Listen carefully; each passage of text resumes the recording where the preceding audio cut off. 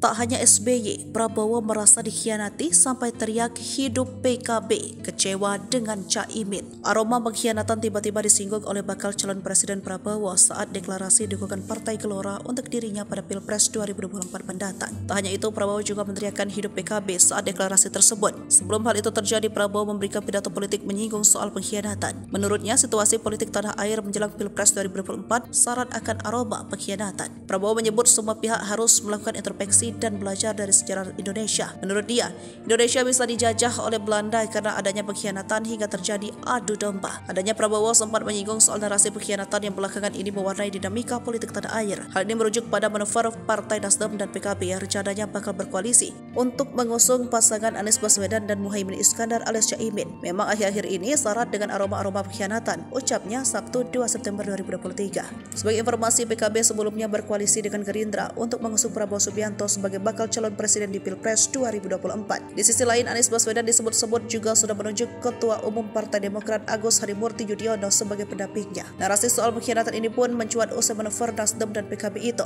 Prabowo pun sempat curhat disebut sebagai pengkhianat oleh pendukungnya sendiri setelah memutuskan masuk dalam Kabinet Indonesia Maju Presiden Joko Widodo. Usai menyinggung soal pengkhianatan itu, di akhir pidato Prabowo lantas menyerukan nama PKB dengan sedekat lantangnya. Hidup PKB, kata Prabowo sambil mengepalkan tangannya yang langsung disambut riuh kader Partai Gelora. Sementara pengamat politik M. Riza Widiarsa menganalisa bahwa sikap Prabowo tersebut merupakan bentuk kekecewaan Prabowo terhadap Caimin. Prabowo terlihat kecewa dengan sikap Caimin dengan PKB. Hal ini terlihat dengan meneriakkan hidup PKB ketika meneriakkan yel-yel kepada parpol pendukung, ujar Riza lewat keterangan tertulis dikutip dari Warta Kota Minggu 9 September 2023. Menurut Riza, sangat wajar jika Prabowo merasa dikhianati karena PKB adalah partai pertama yang berkoalisi dengan Gerindra.